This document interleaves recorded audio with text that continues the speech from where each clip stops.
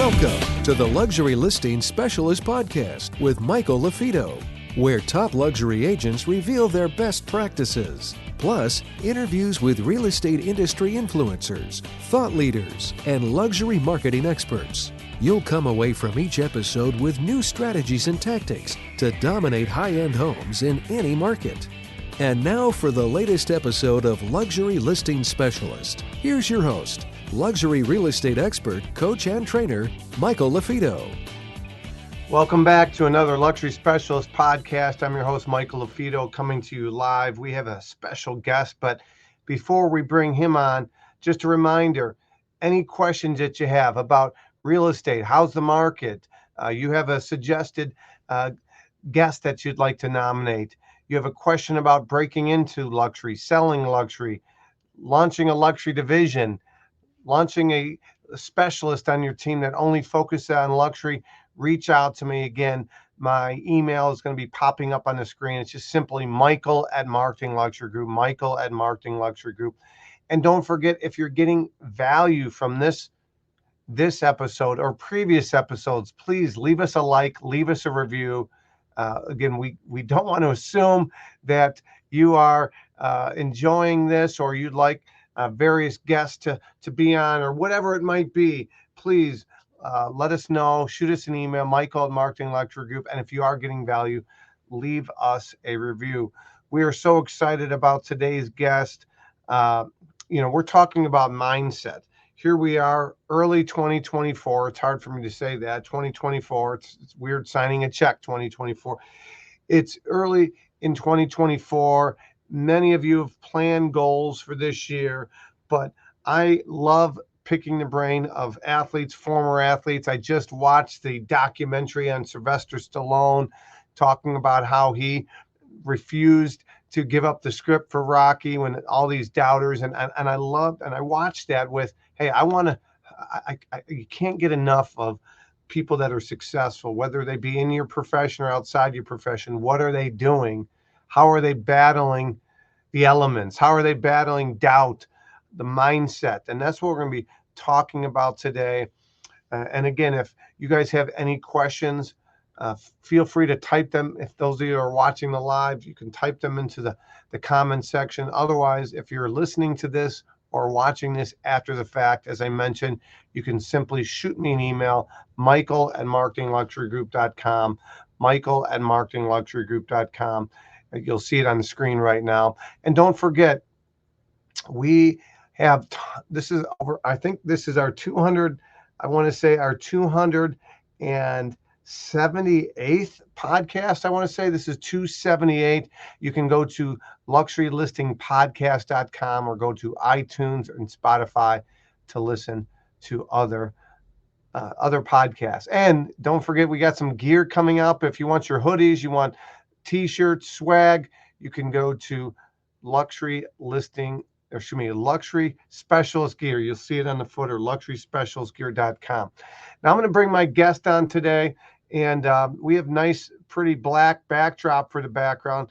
I probably could switch over to my gold background for our guest that I'm bringing on camera right now. Chad Hedrick, how you doing, sir? I'm good, Michael. How are you doing today? I'm doing excellent. So, with you being a former Olympic gold medalist, I believe in Italy, 2006?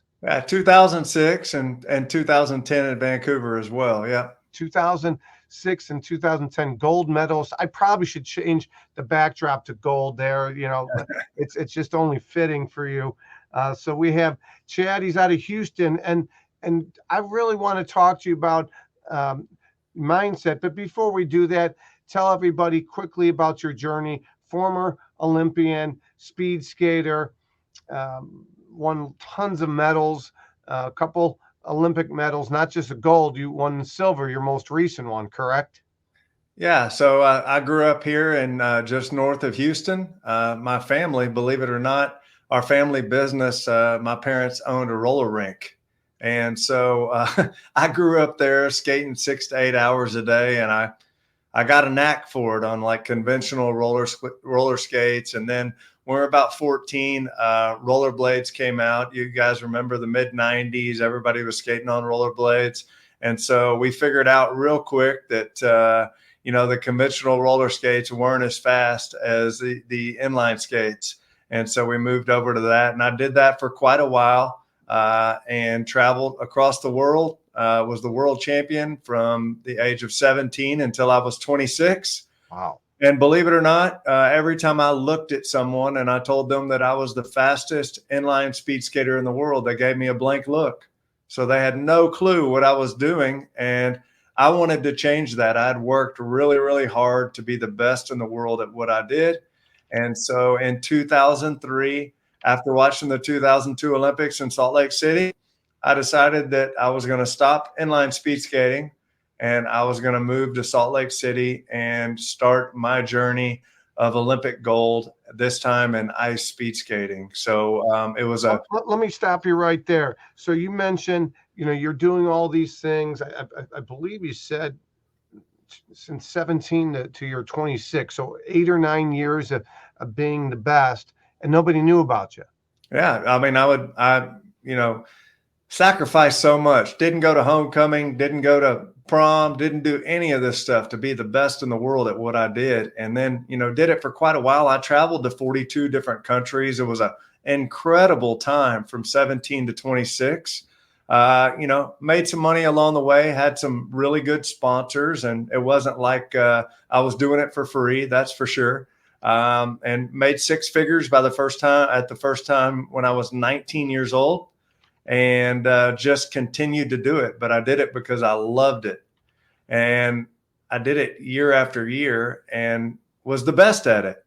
But there was something about people not giving me the notoriety or the respect that I desired by being the best. So I had to pick it up and start all over again. Well, I have on the screen right now, best known beats best product. I had Elena Cardone, some of you know, 10X World.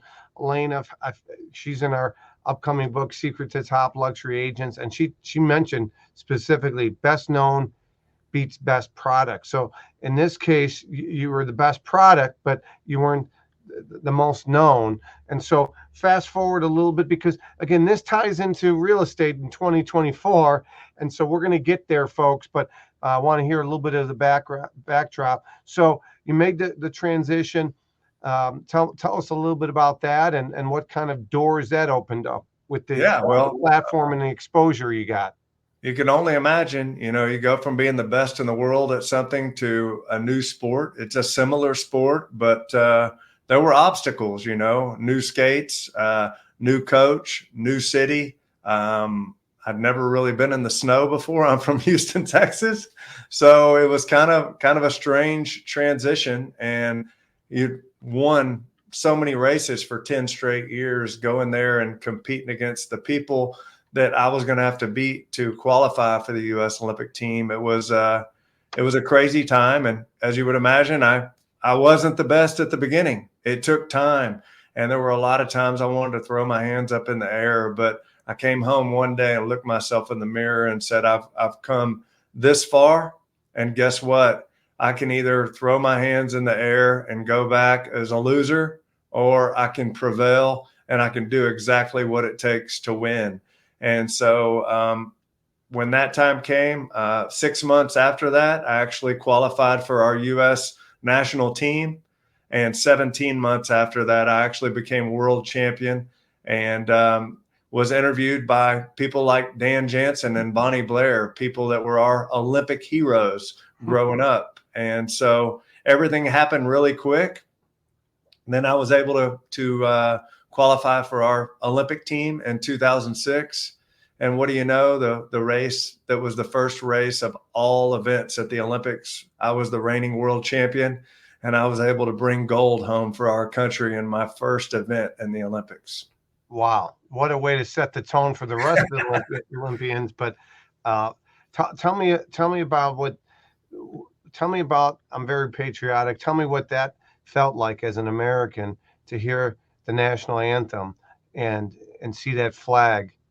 Yeah, I wish everybody could experience it. I'm sure there's uh, war heroes and there's military heroes that can explain things like this as well. I have a lot of respect for them, of course, and I'm very patriotic myself. I think the accomplishment itself holds nothing in comparison to really going and walking into the opening ceremonies and knowing of all the people in America you were chosen to represent the country, and really the pride that's involved and what you've done to be able to make everybody at home really proud. That was a big moment for me. I'm a little choked up saying that. No, don't be at all, man. I love it, man. This is what part of the reason I have you on here is I love what you've done, and we're going to be talking about mindset of an athlete and how it transpires to the ups and downs of being a licensed agent, right? The good, the bad, and the it's like stepping on Legos some days. It hurts, getting kicked in the shins, I say. Yeah. Ups and downs. I got a nephew that just graduated college, and he's selling cars for Cadillacs, doing a nice job. And I reminded him, like, he just sold his first electric car, doing well already, and been doing it for about a month. And I told him, listen, man, don't be spending your money. There's gonna be some lean months. There's some months you're not gonna sell any cars. So we'll get into that side of it. But getting back to the patriotism, getting back to the Olympics, and you guys can read more about Chad and his story. You can Google him. There's a lot of great resources. I did some research, won a lot of medals throughout the years, but I want to kind of fast forward a little bit into real estate now, if you don't mind. So I like to talk about mindset, right? I'm a big believer. Chad, I feel like people are always looking for that was easy. The easy button, right? Whether it be in athlete and in athletics, right? Whether it be cheating, sign stealing, deflate gate, to steroids, to whatever. People are looking for, I call it the principle of slight edge, right? Yeah. Well, in real estate, it's no different. So, people want that easy button, but there is no such thing as the easy button, as you know. So I want to really focus on mindset here, the mindset of an athlete, how you took the mindset from your athletic background. By the way, it's no different. I played small Division II football, but I take what I learned as a state championship high school football player and a 4-year college football player, and I apply it to my life as well. So some of you are watching this and you played Pop Warner football or high school sports, but not college. You can still take what you learned, whether it be you were in band or theater or some organized where you had a coach or you had to follow a script and you had to do it a certain way, not your way. Look, and how do you apply those principles to be successful as a husband, as a wife, as a father, in this case, as a real estate agent? Yeah. Talk to me a little bit about that. Look, everybody on this earth has their strength, right? So I've been given a very competitive spirit that's allowed me to become, the best in the world at 2 different sports. The competitive spirit to really understand that you have to go beyond the comfort level in order to succeed. And so I'm a team leader here in Houston as well. And I call it the dirty work, right? You got to do what the other people aren't willing to do, right? And I think your business will shine, and people, it reflects that work ethic shows that you're so different than everybody else. And right now in this world, it's so easy to be different.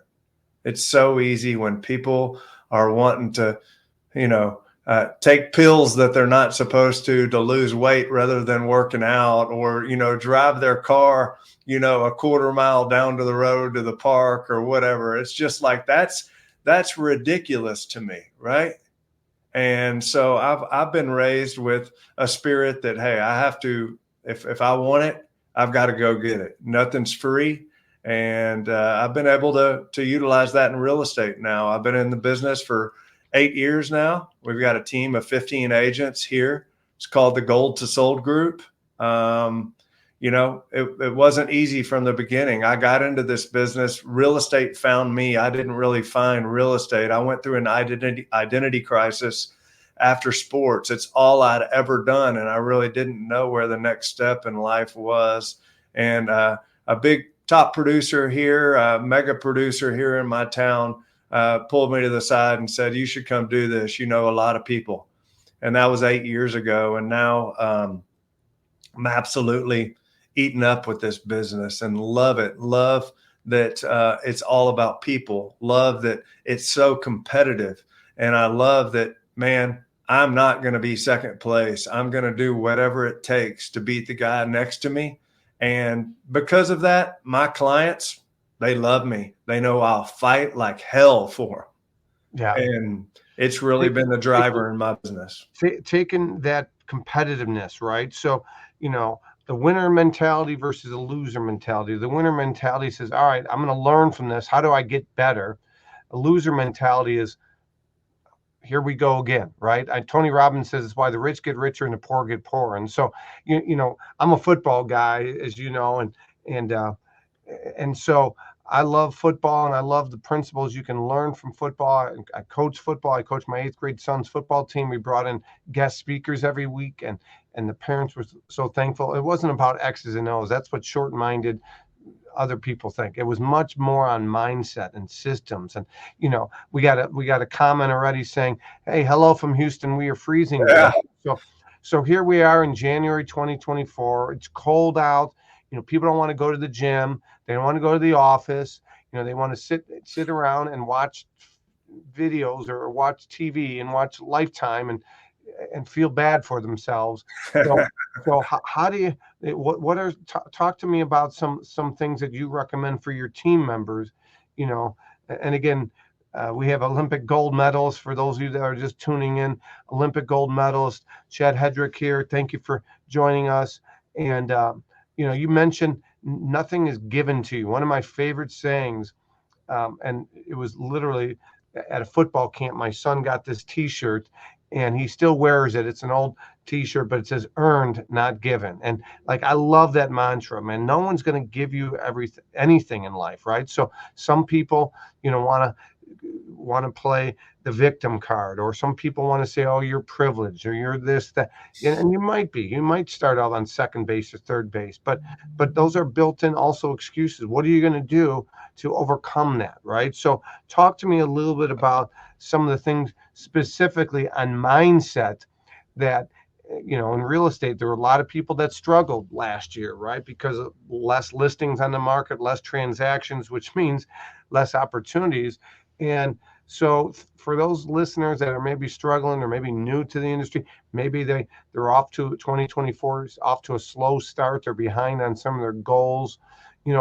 What are some of the concepts that you learned from your Olympic days that you can share, or maybe that you have shared with your team, as far as the grind, embracing the suck, the day-to-day stuff that, today's TikTok world, people are used to instant gratification and likes. So talk to me a little bit about the grind, the fundamentals, the X's and O's. Yeah. So when I started this business, every agent thinks that, hey, the phone's just going to ring. I know a lot of people, right? I mean, that's really what everybody thinks. And that's not true. So more than anything, discipline in your business is the most important thing. It's waking up and doing the measurable activities that you're supposed to do in order to achieve the goals that you set for yourself.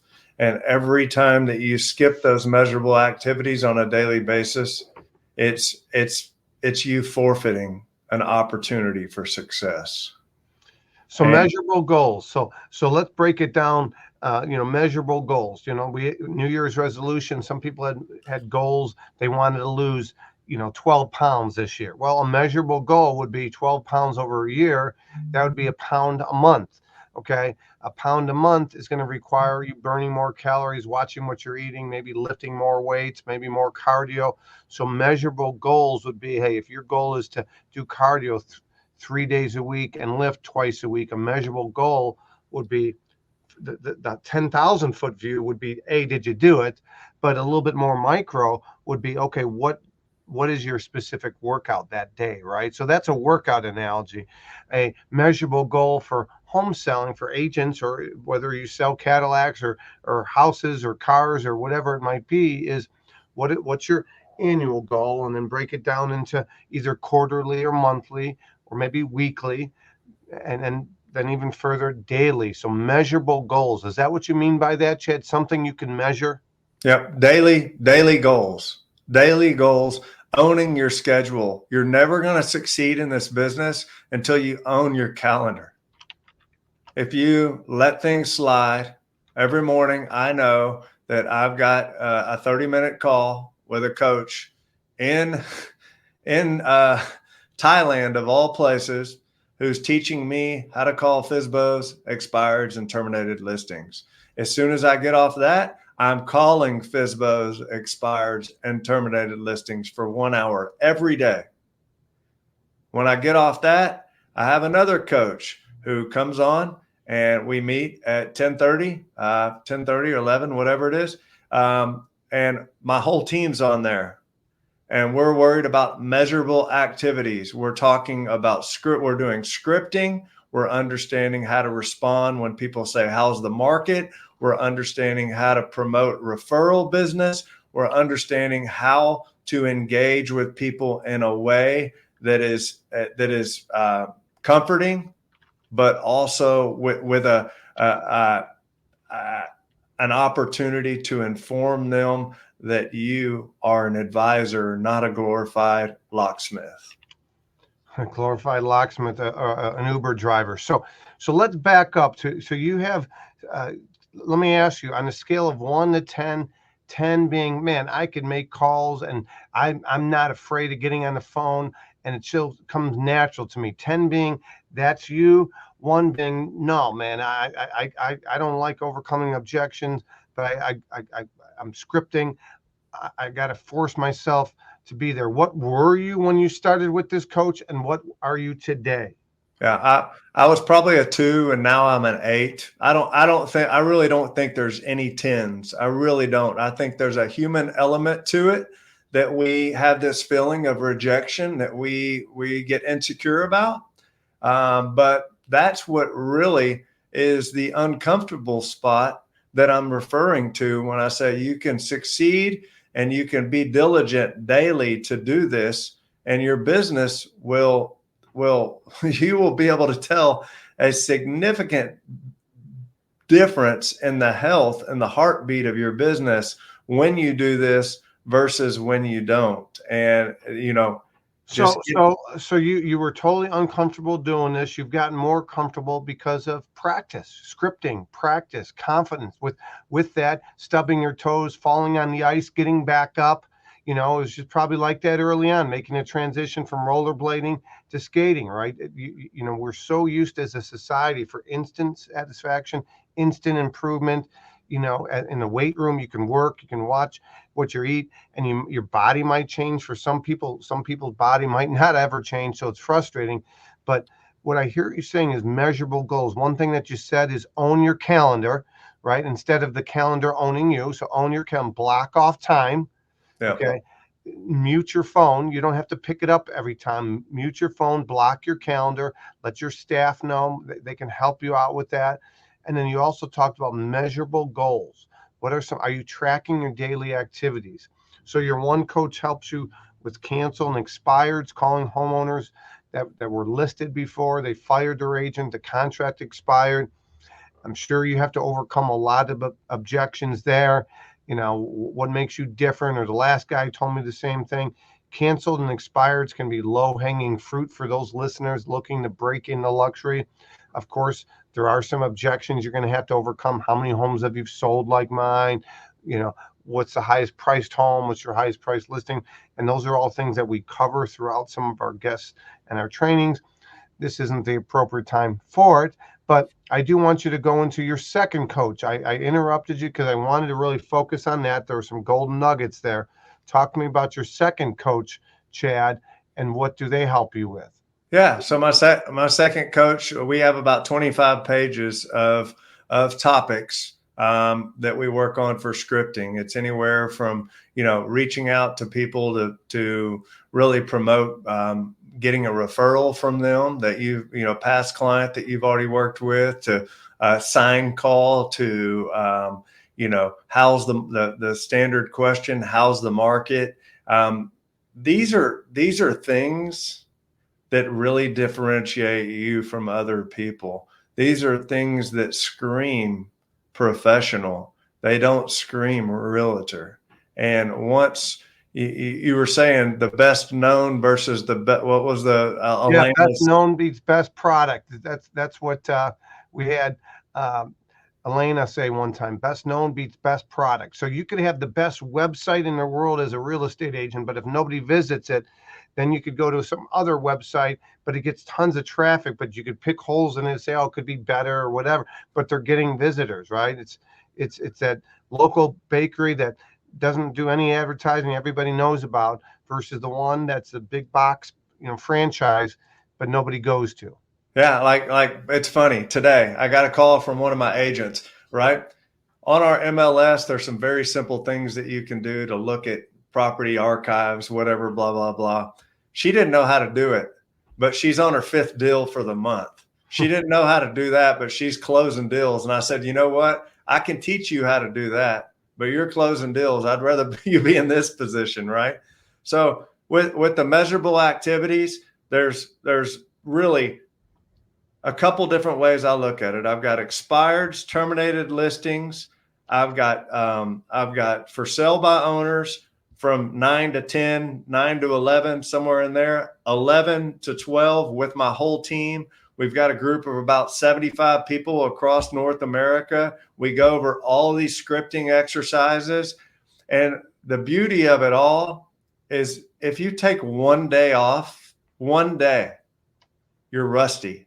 The next day you get called on and they put you on blast. And guess what? If you've missed a day or two, it's very, very evident because some of the scripts are about current events that are going on, whether it be, hey, I want to list my home, but it's Christmas, right? How am I going to overcome the fact that people don't want to list their home for Christmas? That was one that we had a few weeks back, of course. But really being able to handle all these objections in a professional way and use the expertise and experience that you've had to be able to make these clients, these prospects comfortable working with you. And I also this year, I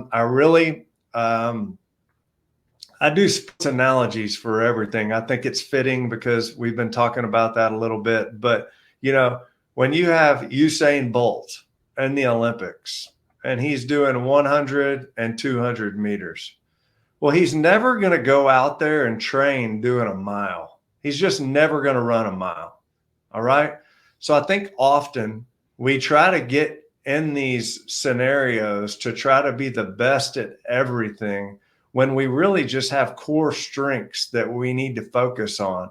So really finding the 3 pillars of your business and not trying to expand. There's so much stuff out there. You can just drive yourself crazy trying to be great at everything. But if you can focus, like he did on the 100 meter and the 200 meter, well, maybe it's 3 things that you want to be the best at, to be known for, and to be able to build your business. That's the way to do it. And often, like the first 6 years in the business, I don't know why I totally lost my train of thought. I mean, I was a middle distance to long distance skater, and those were the distances. Those were the types of exercises that I did.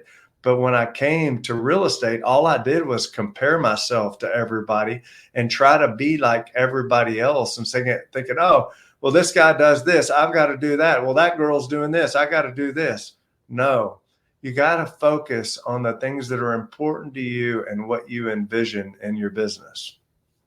Great point. So focus on, limit, there's so many shiny objects out there in our business as real estate, from lead gen to prospecting.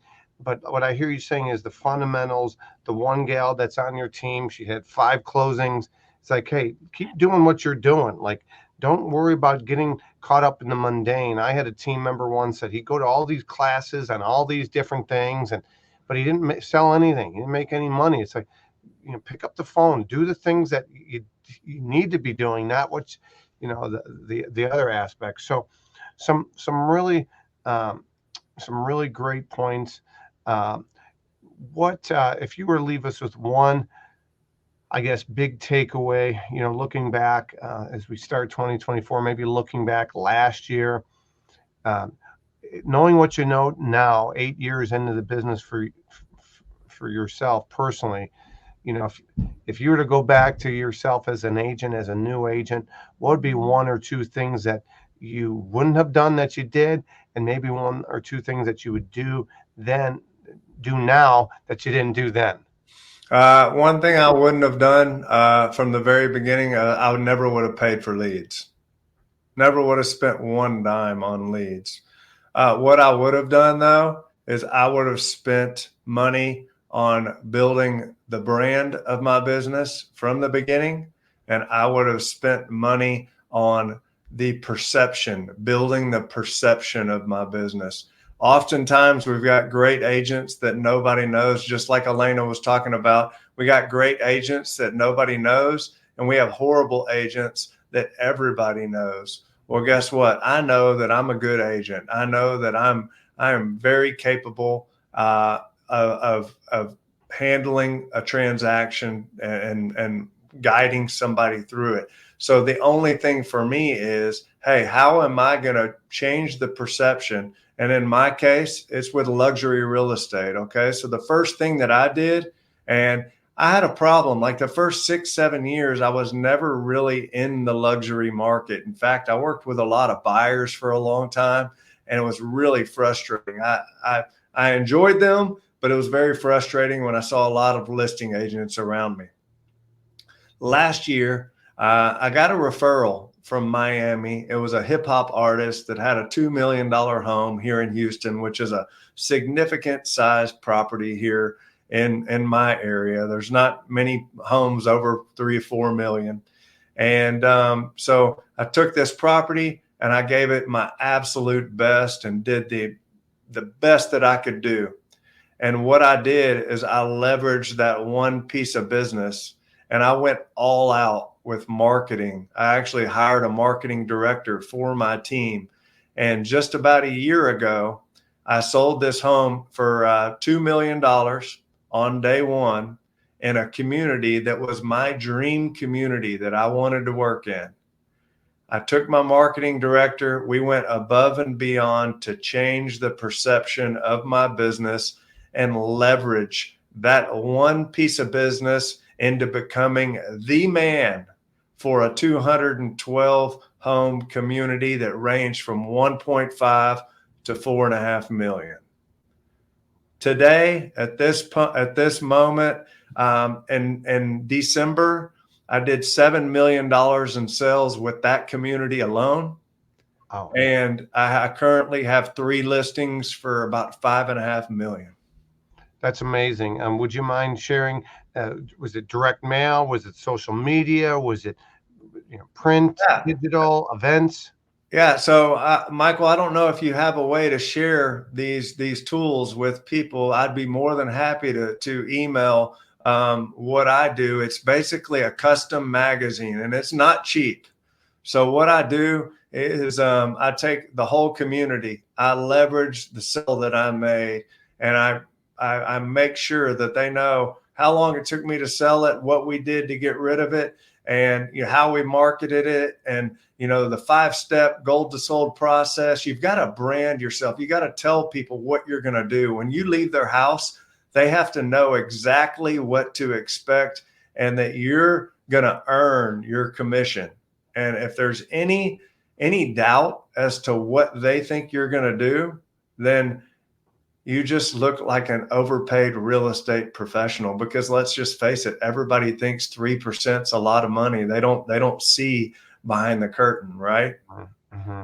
I'm more than happy to share with you guys. I put a 6-page magazine together. I spend about $4 per magazine, and every month I highlight one of my properties, And I went beyond that. We had the 200-ish homes in that community.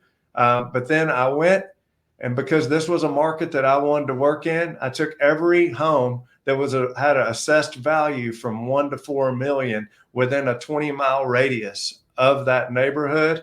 And now that is who I'm marketing these listings to. And what it's turned out to help me with is I'm expanding my territory because, hey, they may be interested in my home in that community. When they bring their interest to the community and want to buy a home, and it's probably my listing, guess what? They have a house to sell, and that house is between 1 and 4 million. So slowly I've been building and extending this radius by spending $4 times 500 homes. So I've been spending anywhere with printing and everything, probably $2,000 to $2,500 a month. And you know what? In the last 2-3 months, it's built a potential $12 million in business. Well, you brought up a great point, and it's a question that I ask audience members when I speak, and it's, what is a sale worth to you? So, for you personally, in these, even if you just said on the low side, $1 million, that each of these properties, the average sale price is $1 million. That would be on the low side, right? Yeah. Okay, but let's just, for the sake of this example, what is a sale worth to you? So you just told me, you're spending $200 to $2,500 a month to hit how many homes approximately? 400 or 500. Let's just say 500, and you're spending $2,500 a month. 2,500 times 12 months in a year, you're looking at $30,000. If there's 500 homes, you need to know what the churn rate is for those of you that are listening. What's the churn rate? What percent of homes turn over in this area? For every 100 homes, maybe 2 sell. Okay, well, and that might be really low, but let's just go with that. So out of every 100, 2 sell. Well, we're talking about 500, so we're looking at 10 sales. If you could, out of those 10 sales a year, if you can corner 3 out of 10, well, 3, and we're using $1 million as a baseline, even though it's probably much higher. If you sell $3 million plus homes a year, you're looking at 75 to 80 grand in commissions on the low end, and it's costing you a $30,000 investment. But the reality is, what would you say the average is out of these 500 homes? Average sale price, if you were to 1.7, something like that. So let's just say 1.5 million. So 1.5, you're probably looking at 35 to 40,000 times 3, so probably 125,000, and he's spending 25 to 30,000 in marketing. So that's a 4-to-1 ROI just based on this. Now, what I haven't factored in is, they buy his. What if he lists and sells some of those? I haven't factored that in. Yep. I also haven't factored into his people that don't know him, like him, or trust him yet. But when he does his marketing materials, not just to those homes, but on his Facebook or other people's, in the neighborhood drive by, they see the sign. Now he's going to capture a certain percent of them. He's building his database. And so I'm not even beyond that. Yes, even go ahead. Beyond that, they have people within their network that may be looking to buy or sell. They don't even have to have an experience with you. If your marketing is top notch and you show that you're producing and you're going above and beyond, people want to brag about something. And talk about the circle of trust. Yeah. So if you penetrate somebody's circle of trust with those high net worth individuals and you do a great job, you do what you say you're going to do, you will earn referral opportunities in that community or outside that community. So my point being, a lot of people might have got scared away when they say, wow, this guy's spending a lot of money. And it took some time to get there. We're not asking you to do it overnight. This episode isn't about, free things. The mindset is free. It took Chad a while to get their mindset wise. Okay. But now fast forward a little bit, he's talking about picking an area. We're talking about farming here, folks. $2,500 a month times 12 months in a year, spending $25,000 to $30,000 for these 500 people. And he knows what an average sale is worth to him. And he's willing to invest cheerfully more than his competitors. I think that's a great place. Hey, it doesn't have to be $2,500 a month. If you have to figure out what your ideal business looks like, right? What area do you want to be able to walk to your listings from your house and your neighborhood, or do you want to be a luxury agent with multiple neighborhoods? Do you want to specialize in working with teachers? What do you want to do? And that's what you have to nail down. And for my case, it's been, I'm all in on one neighborhood that I think is the best neighborhood in my town. Love it. That's a great place to end on this show. Some great nuggets from mindset. We've covered a lot of things, measuring your daily goals. Are you tracking your activities, owning your calendar? We have Olympic gold medalist Chad Hedrick out of Houston. Thank you for your time today. I really appreciate you. All And right. you mentioned earlier, what's the website they can find out more information about you and your team? Gold to Sold? Yeah, goldtosold.com, goldtosold.com. And then also I will send that collateral that we use. It'll be just be an example of a previous listing that we've sent out. And I'll tell you guys, the perception of your business means way more than you know. From Gold to Sold, goldtosold.com, goldtosold.com. Shoot me an email, michael@marketingluxurygroup.com, michael@marketingluxurygroup. And in the subject line, type in Gold to Sold, and we will share with you what Chad is going to be sending us. Again, until next time, my name is Michael Lafito. Keep raising the bar in the industry. And like I tell people all the time, prove others wrong. Gold to Sold, you see it right there on the screen, goldtosold.com. Prove others wrong. What you focus on expands. What you focus on expands. Focus on positive. Focus on even Sly Stallone talked about yesterday. He's in the uplifting building others up business. So what you focus on expands. My name is Michael Lafito. Make it a great day.